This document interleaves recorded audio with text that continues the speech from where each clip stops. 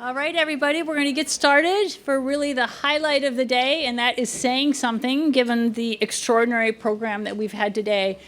It is my profound honor to present this award, and I guess the other word that comes to mind is my responsibility.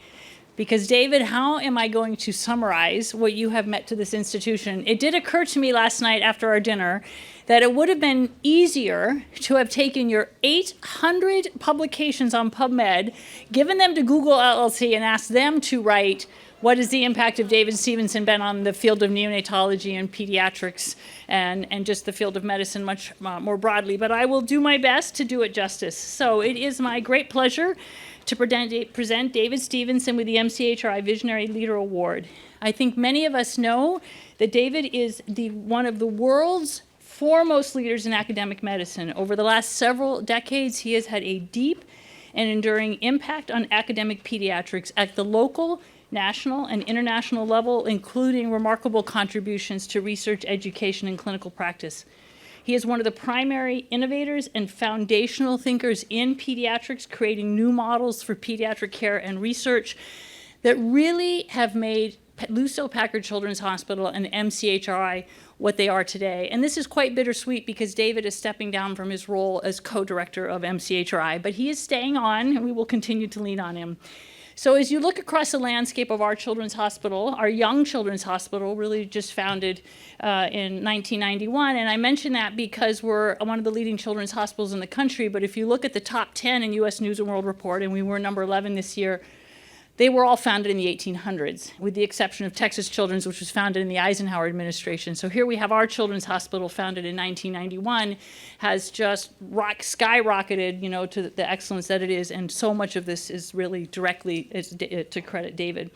So as a first example is the Johnson Center for Pregnancy and Newborn Services at Lucile Packard Children's Hospital, which physically houses labor and delivery services at Packard and therefore integrates neonatology, obstetrics, and obstetrical anesthesia.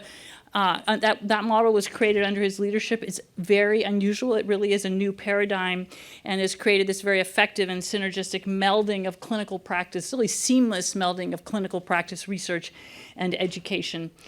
He also was one of the principal founders of the California Association of Neonatologists, and then it was through that organization that he established the California Perinatal Quality Care Collaborative and California Maternal Quality Care Collaborative in 2006. We've already heard reference to these extraordinary collaboratives, and this statewide quality improvement collaborative links multiple administrative and clinical databases, including biologic samples like blood spots and maternal blood samples, and then includes California Children's Services, the Office Statewide Health Planning and Development. So together, CPQCC and CMQCC provide not only a system for statewide quality improvement, but also an extraordinarily powerful platform for research and education. And these multi-stakeholder organizations are committed to ending preventable morbidity, mortality, and racial disparities in the state of California. And since its inception, California's maternal mortality rate has declined by 65% in contrast to a national rate that continues to climb. And there's just countless examples of toolkits and really impactful work that's come out of this collaborative and continues to do so. Turning to David's own research, this is where I was back in PubMed, David, trying to think a little bit about how to describe it. So first, I have to say I had the great privilege of working in David's lab in the 80s. David has a primary focus on hemoxygenase biology, the vascular development of the placenta, and adverse pregnancy outcomes, such as preterm birth and preeclampsia. When I worked in his lab, we published a paper on the interpretation of carboxyhemoglobin concentration in fetal cord blood, so I was curious to see where has that gone? And there's a lovely paper just written this year on a precision medicine approach to newborn hyperbilirubinemia, where they use minimally invasive end-tidal carbon dioxide screening to identify high bilirubin producers and then propose treating them with safe, short-acting inhibitors of bilirubin production, such as zinc protoporphyrin. So it's fun to see how that's evolved. Another really landmark contribution to our community was in 2011. He was awarded a $20 million grant from the March of Dimes to establish a new research center, which was dedicated to understanding and preventing preterm birth. And when I look at the March of Dimes Center, I really feel like it's a prototype in many ways for what MCHRI has become and what we try to do, because it so uniquely brought together experts from a wealth of disciplines with 4 goals, looking back at the original press release: understanding the pathways that lead to preterm birth, predicting which women are at risk for delivering early, translating this research into clinical interventions and policy changes to prevent preterm delivery, and reducing social disparities that contribute to preterm birth. And I think that's very much what we've tried to emulate with MCHRI, in that how we have brought together researchers from many disciplines, and in this room, but really among our executive committee and many parts of MCHRI, we have researchers from pediatrics, obstetrics, informatics, statistics, sociology, microbiology, public health, nutrition, genetics, and engineering.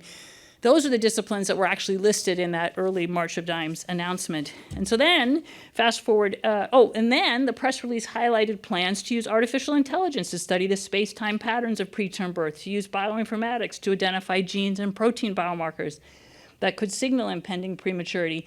And what's extraordinary is how each and every one of these dreams was realized. For example, David and his colleagues subsequently described multi-omic immune clockworks of pregnancy and demonstrated that integrated trajectories of the maternal metabolome, proteome, and immunome predict labor onset.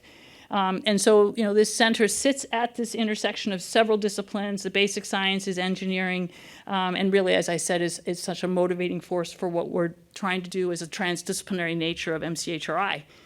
David, it would almost be easier to just list the awards that you have not been given, David. That would actually be much quicker. I'm not going to say, well, I will first of all say that I was just telling Dean Miner this morning how daunting this task was, but it's really just the warm-up, because you're going to be getting the Dean's Medal in a couple weeks, which will be a real celebration. But David has been recognized with the most prestigious awards in academic pediatrics and in medicine. He got the National Institute of Child Health and Health Development Mentor Award for Excellence in Research Training, the Society for Pediatric Research Maureen Andrew Mentor Award, the American Pediatric Society Howland Award, and the Federation of Pediatric Organizations Joseph St. Jem Jr. Leadership Award. So that really is like a triple crown version of pediatric awards. As I mentioned, his scholarship is over 800 original peer-reviewed publications, 45 years of continuous NIH funding. He's a fellow of the American Association for the Advancement of Science and was inducted in the Institute of Medicine, now the National Academy of Medicine, in 2012. Okay.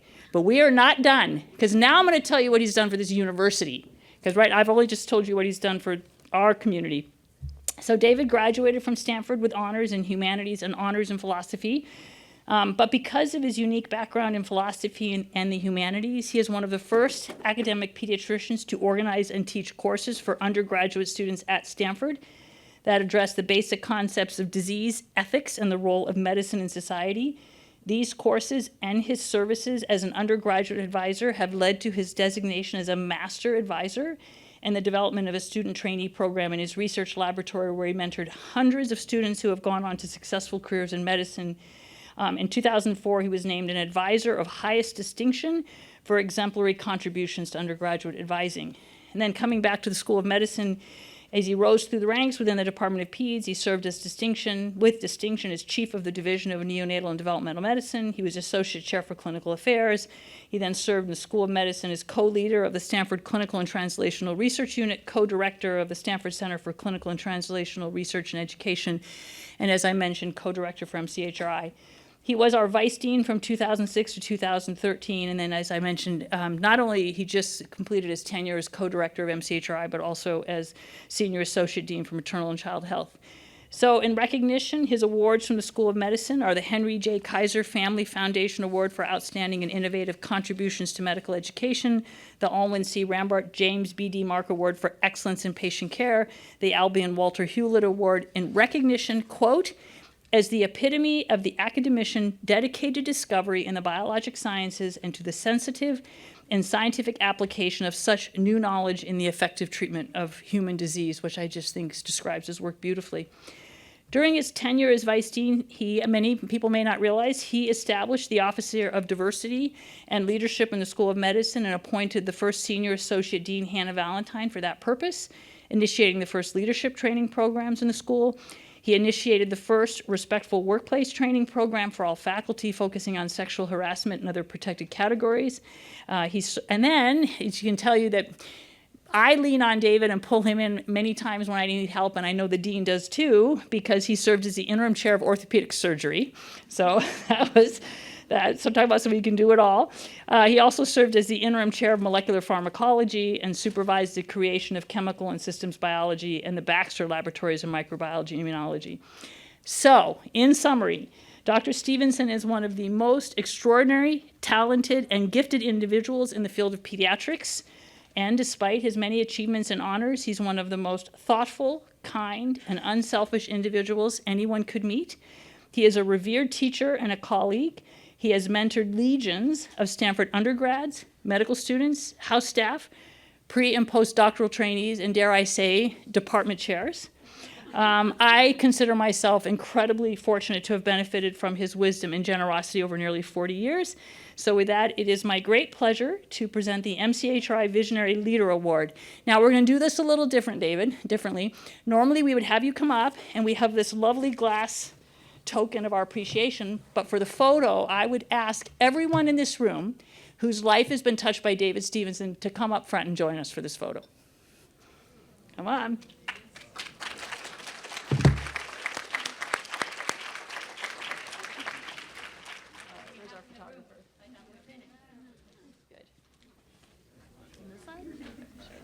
Sorry I missed you guys.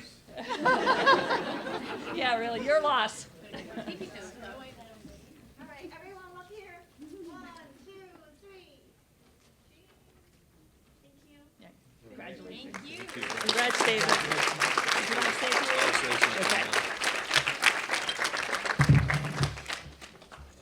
few? I won't say a lot, but I want to thank Mary for her kind words. She said a lot of nice things about me, but one of the things I want to point out is that just about everything that I've been able to accomplish over my career has always been with the help of a lot of other people. And I think that's something it's important for all of us to remember in our own careers, that it's not a solo adventure. It's one you have with other people, and I think that's really important. The other thing I would say, just since I have a chance to say it, is that I think a visionary leader can be a good thing, or it can be a bad thing. Of course, it depends on the visions that you're having, right?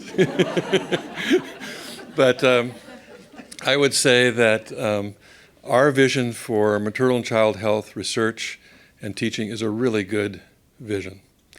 And it's also the foundation for our school's vision to become a school that's invested in precision health, predicting and preventing and having precise cures. So I'm really proud of what's been accomplished. I'm proud of Mary. I never thought this medical student in my laboratory would be so accomplished as she is. And what she's been able to do with MCHRI, I think, is really wonderful, because it embraces the entire university now. It does exactly what she was intending to do with this resource. So I'm grateful for that, and I'm grateful to all of you. And I'm not retiring yet. It seemed like I was attending my own memorial as she was talking. But thank you so much for this.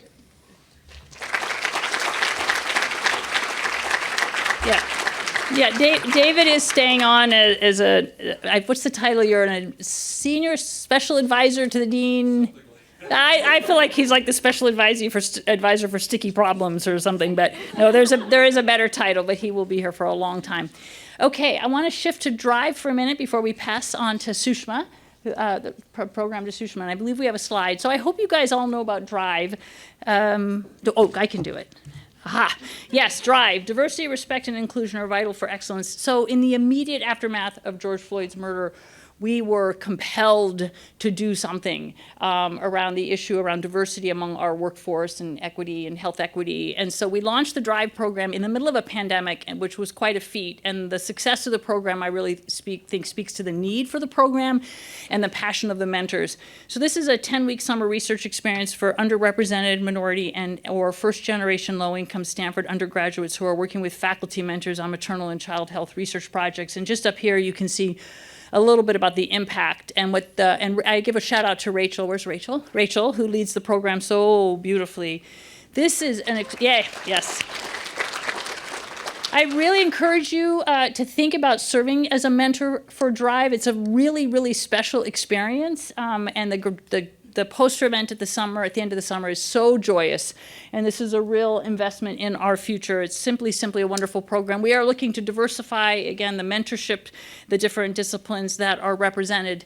And I also want to encourage you at the next break to visit posters that were here by our Drive students. So Guadalupe Gomez Martinez, who was mentored by Bonnie Halpern Felsher, is Drive poster number 3, and then Isaiah Martinez is Drive poster 77. So make sure to come visit their posters. It's just one indication of the wonderful success of this program. MCHRI is so proud to be able to do this. It's been so successful that we've secured funding also from the university. The Vice Provost Teaching and Learning has been funding some of our slots, which is another testimony to the success of the program. So congratulations to anybody, and thank you to anybody who served as a Drive mentor, and we hope to continue to just get more and more people, because this is really spreading by word of mouth, and there's a lot of undergraduates that are interested in being part of Drive.